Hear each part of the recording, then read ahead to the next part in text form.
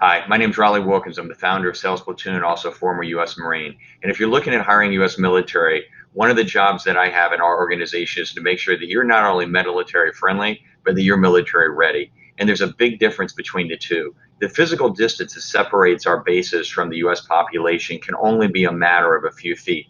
But the psychological journey that a military member needs to make the transition from active duty to being an active participant in your organization can be quite a journey.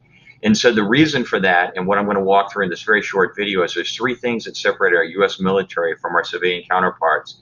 And although when we look at the resume, the DD-214, and then the job application, and we say, wow, there's a lot of correlation here, you need to be aware that when you take them into your organization, that there is a change and a transition of mores, values, customs, and courtesies that needs to occur. And if your company's not prepared for that, regardless of the MOS relatability, that military member is going to struggle. The three things that separate our U.S. military from the civilian counterparts can be boiled down to the essence of these three different things. One is every military member went through a boot camp. Two, they all wore a uniform. And three, we were all subject to the Uniform Code of Military Justice. The boot camp puts them in the less 1% of the population that attempts something that most people will never even try in their entire life. They've gone through a rigorously designed process that transformed the way that they look at the world around them and prepared them to do what most people don't ever want to think about doing, which is going to war. And so going through that process, there's a transformation that occurs. And the main transformation that occurs is from being self-centered to being other-centered and mission-oriented. Essentially, as I was talking to one of our counterparts and one of a good friend, the sales platoon, Rod Hairston from Trusum, he was saying that essentially what everything in business school attempts to do is to take the lessons of the U.S. military that we learn about organization, organizational development, service to others, and distill it into truths. And they try to teach those minus the significant emotional event. And that significant emotional event happens in boot camp for our U.S. military.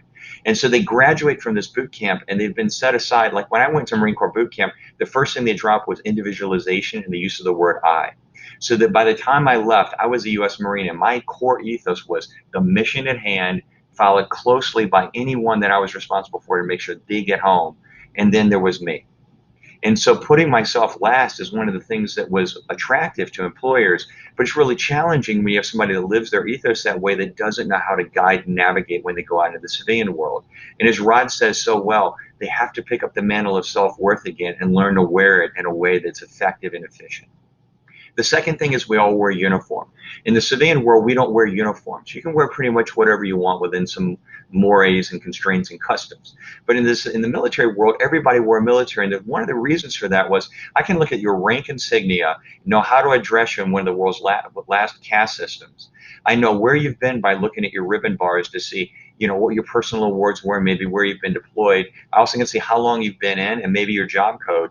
But then I can also look and see your nameplate. So I know Lieutenant Colonel Holcomb, Sergeant Wilkins, I know I got to address him as its rank. And it's a way for me to learn everyone in an organization instantly to know how to deploy that. And it makes a lot of sense in war.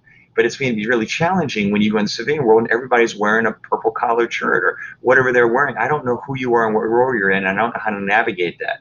And for all its faults and all of its strengths, one of the things that college does is prepares you and socializes you for the business world. That's not something our military members have been doing. So the third thing is that we're all subject to the UCMJ, which is exactly like it's a set of rules, codes, conducts, and laws that's exactly like being a U.S. citizen, except for you give away half your rights and all your freedom. So there's no First Amendment right. You can't be where you want. You can go to jail for lying, faking sick, and cheating on your spouse. And so while we may think that that's a really good thing, and there's a lot of reasons for that, military order and discipline, that does not translate to the civilian population. And so when you go from that ethos that you lived by, the warrior's creed, and you go into the civilian world, making that transition again and figuring out what your own moral and personal compass is can be really challenging. Now, you may think, I'm an employer. What do I need to do to prepare for this? One of these things is to have a veterans resource group or an activity for them to be able to have an outlet to make that transition as they come into your organization.